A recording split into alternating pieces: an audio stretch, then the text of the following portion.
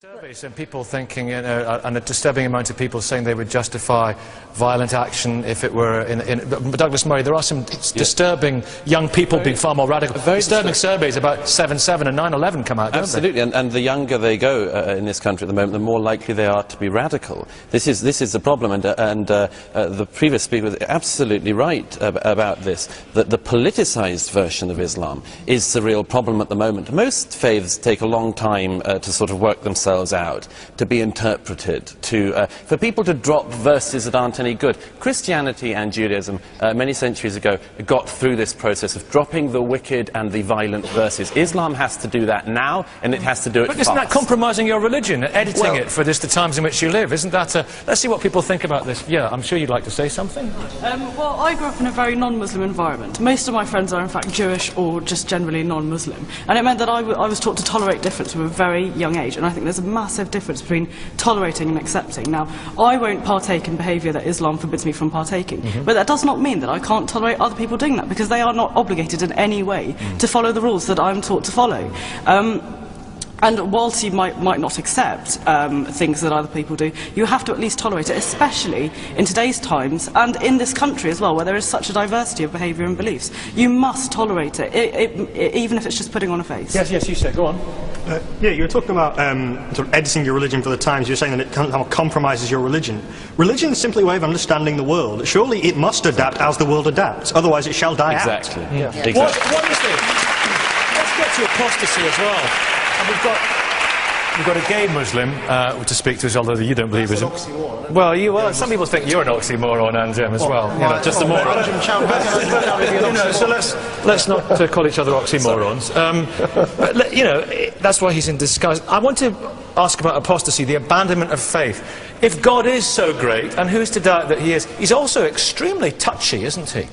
No, the fact is that we have been given the Sharia to live our lives in every aspect and every department of our life. So that includes, for example, how someone embraces Islam, and that includes rules which apply to those people who leave the fold of Islam. Why kill them now? Why not wait till the final judgment? That's like a double whammy. Kill them so bad they killed them twice. At the end of the day, that the best one to determine how you should live your life, how you should function, how you should satisfy your instincts, your desires, and your feelings, is your Creator, Allah subhanahu wa ta'ala. And even in the realm of punishment and crime, He is the only one who can determine what the punishment should be, and we should implement it not as if you like, as taking some kind of revenge, but as implementing the divine law of God in trying to please Him. For the vast majority of good-minded people that are watching this show, I want to make it absolutely clear: Anjem Choudhury does not represent Islam. He does not represent Muslims. He does not represent decent human beings. Yeah? He has no right to interpret the Sharia sitting on this show here, and I just want to make that very clear, that this is an example of an extreme fringe that described the 9/11 bombers as the Magnificent 19. He used to head a group that's now been prescribed under terrorism legislation. Who support the American government and the British government. He should not be here talking on behalf of Islam. Okay, let's get it back. Otherwise you're munafiq and a kafir. Anjem Choudhury, let's show some respect for these people, please. Hi there.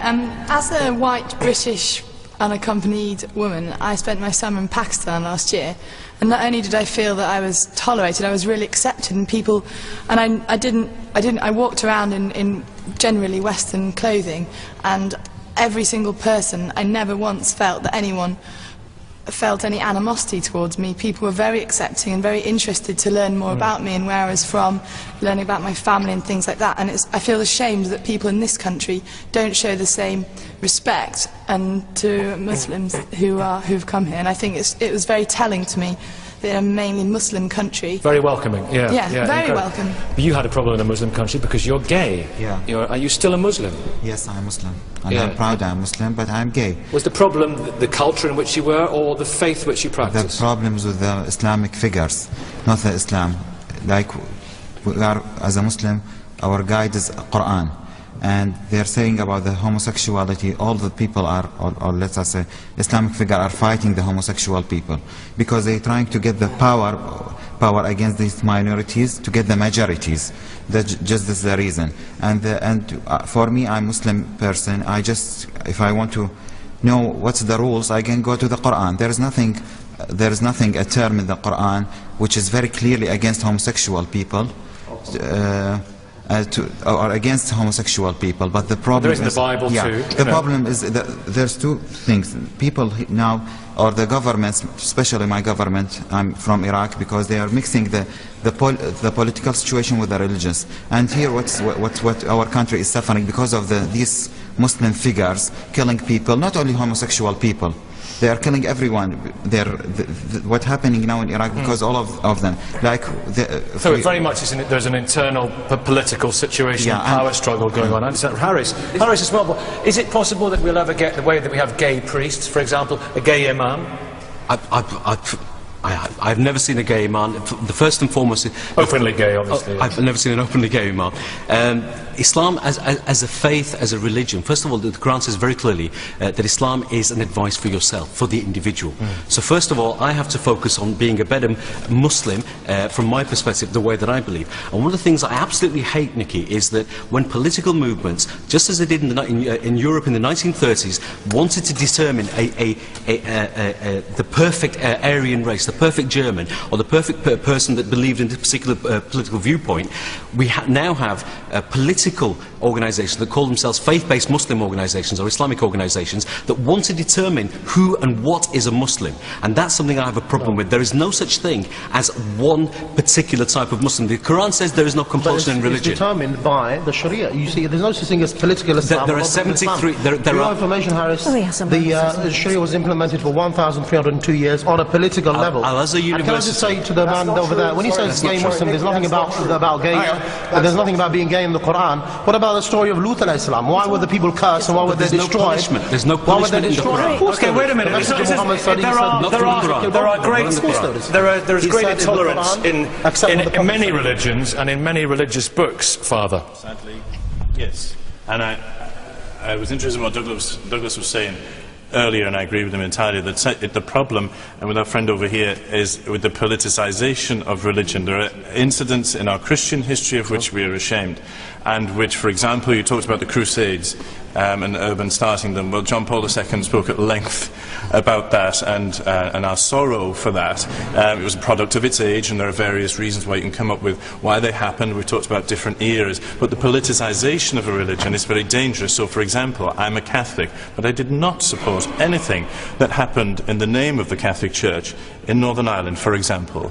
It brought shame on my religion, of which I hold very dearly. And it's when people take it to an extreme and do things in the name of that religion which bears nothing, no resemblance to what I follow and have given my life to.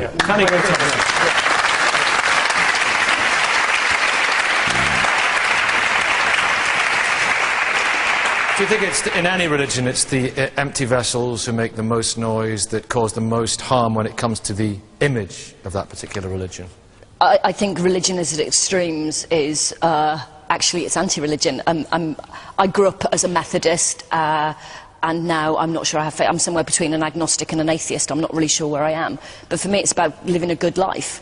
And I know many people who go to church on a Sunday and would call themselves Christians or would say they have a faith, but then don't live the rest of their life like that. And I find that much more upsetting than, you know, it's about how you show yourself, and it's being a good person. It's people who screw up everything in this world. The world's a great place, but it's people who damage it. Douglas Murray? And if I can say so, I mean,